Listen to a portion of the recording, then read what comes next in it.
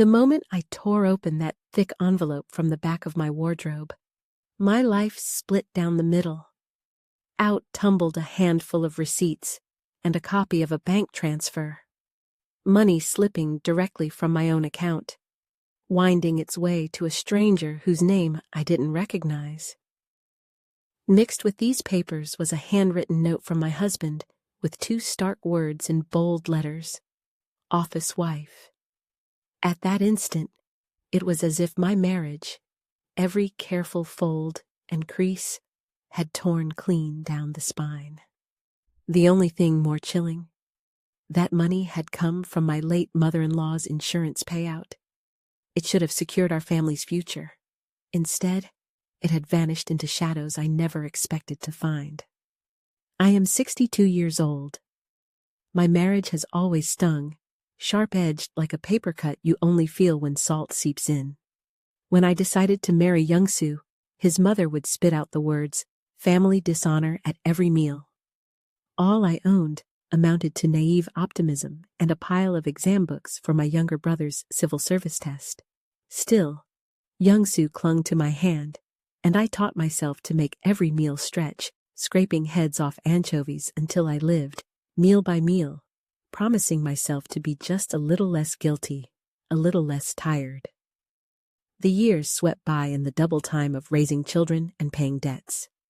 Our son, Min-soo, married and left. Our daughter moved to another country. All that remained in the house was the kettle's restless bubbling, nights thick with waiting, and Young-soo coming home later and later. Every time he was late, I'd fuss with a hot pot's lid, watching clouds of steam drift up, feeding my nerves. Around then, whispers filtered in from his office. Rumors of so-called office wives, these shadow partners who kept men company at work under the guise of camaraderie and support.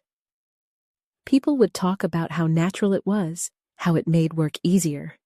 But in my heart, I scrubbed away at the sticky feeling that word left behind. The real unraveling began last autumn, right after my mother-in-law died. The night mourners faded away, leaving behind the scent of incense and the tartness of overripe fruit. I overheard my sisters-in-law huddled together, voices low and calculating. They argued about a hidden insurance payout and how it should be split. That oily tension clung to the air.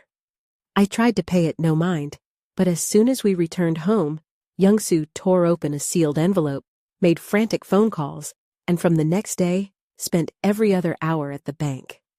When I checked my own account, I found withdrawals marked social club fees and rotating savings, just ordinary enough to dismiss, until that note with office wife scrawled across it landed in my hand. Words tripped over each other in my mind. Insurance money, office wife, rotating savings group. They grew into questions I couldn't suppress, especially after a friend at the bank whispered rumors into my ear. Men running these clubs almost always have their reasons, and it's rarely simple or innocent. She patted my shoulder, and after I got home, I tried to steady myself, pressing my own hands to my arms in a feeble effort to staunch the trembling. Those nights, sleep never came easy. My imagination hung heavy, those thoughts clicking into place like drapes I couldn't push aside. Even a single sleeping pill tasted metallic, as if disappointment had a flavor. The sound of shower water was like footsteps echoing in an empty street at midday, and the sigh of receipts shuffled in the kitchen drawer barely masked the ache. There, among the faded slips, were our years together. Groceries, math workbooks for our son, ankle braces for our daughter, and, more recently, yet more receipts for these mysterious club fees.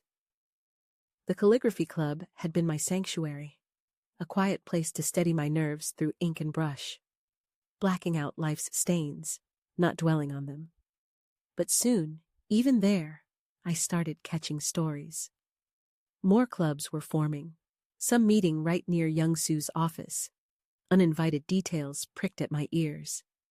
Lies began to unravel in the moments between his departures and arrivals.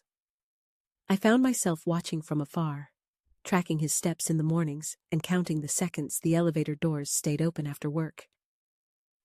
It was a late afternoon, unsettled as a warning bell, when I found the small key buried in the lining of Young-Soo's briefcase. Plain, except for a battered locker tag. My pulse echoed the digits over and over as I traced them down dark hallways. I unlocked the metal door, heart hammering. Inside was a stack of cashier's checks, wads of cash, and a copied account register with yet another unfamiliar woman's name. Squinting through the fine pencil notes, I recognized the same cryptic phrases: social fund deposit, mutual assistance, friend's favor.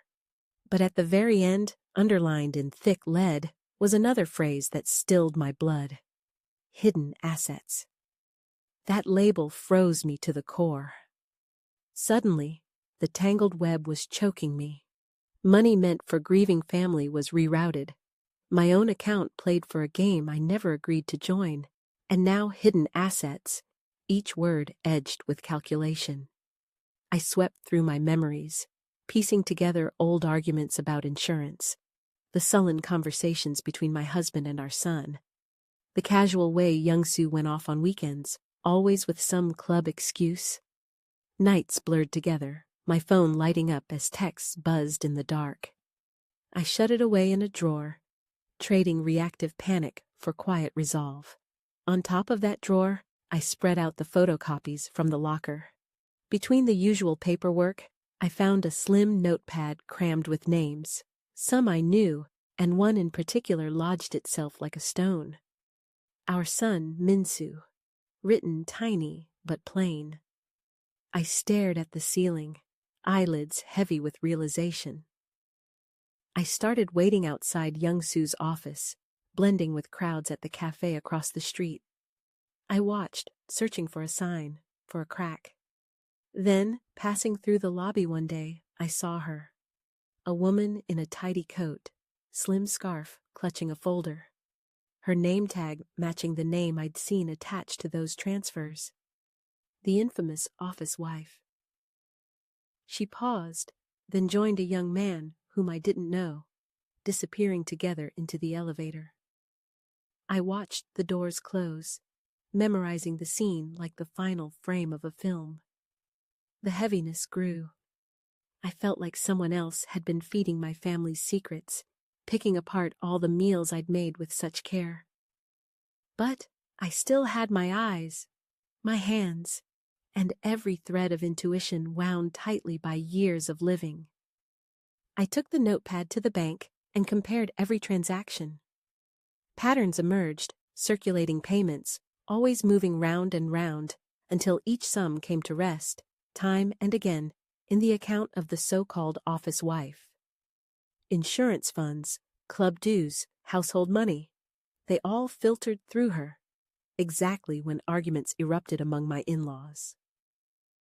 Then came the turning point. Our club president quietly handed me a small invitation, an announcement for a joint bazaar, held by several social clubs in town. The paper included a discreet handwritten memo: check the member list. On the day of the event, I slipped through the crowd and flipped through the club ledger.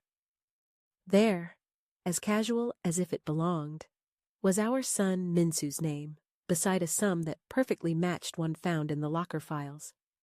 The puzzle pieces began to fit, clicking into place. At last, I grasped what kind of web connected the office wife, my husband, and my son.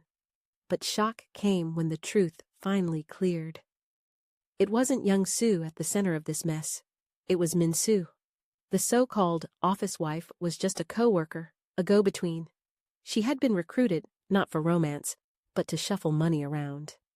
During his deteriorating marriage, Min-soo had begged his father to shield assets in case of a divorce, and Young-Soo, distracted by the insurance fight, agreed to help. They tucked away funds through these social clubs and the co-workers' accounts, spinning an elaborate cover. In the end, I realized all my suspicion had pointed the wrong way. I hadn't even noticed the knife twisting in my back came from my own child, not my spouse.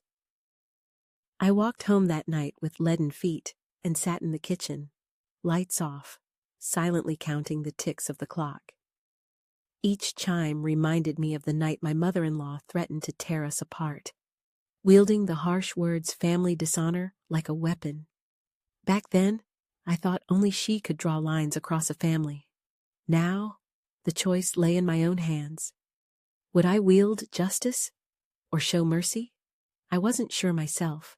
A few days later, I faced Minsu alone.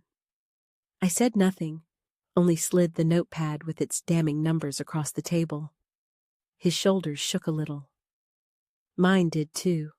That evening, Young-soo was silent, his guilt written plain on his face. The love of a father and the shame of a husband crossing paths with nowhere to go. Justice wasn't gentle. I revealed everything to both sides of the family, sharing the tangled path of the money. Insurance arguments blazed anew. My sisters-in-law gave me looks as cold as winter stone. Still, I explained it all to Minsu's wife and watched his marriage collapse into barren ruin. Young-soo took a leave from work and shuffled quietly around the house, stung by his own failings. The so-called office wife resigned and disappeared. Maybe she too, just caught in the crossfire of other people's secrets. Now, some evenings, I walk around my bedroom and pause by the wardrobe. I remember the darkness that once lived inside, the hidden assets, the secret betrayals. I have learned that words alone can become a knot heavier than any burden. I never uttered the phrase family dishonor. I left that blade sheathed. Instead, I put pen to paper and wrote it for myself. Money hidden will always surface. Family built on lies will never truly be a family. I kindle a small light in my heart, and I tend the stove carefully, keeping the water just below boiling. But I still wonder, if you had to choose, would you hold on to the hand that betrayed you for family's sake, or let it go and protect your own peace?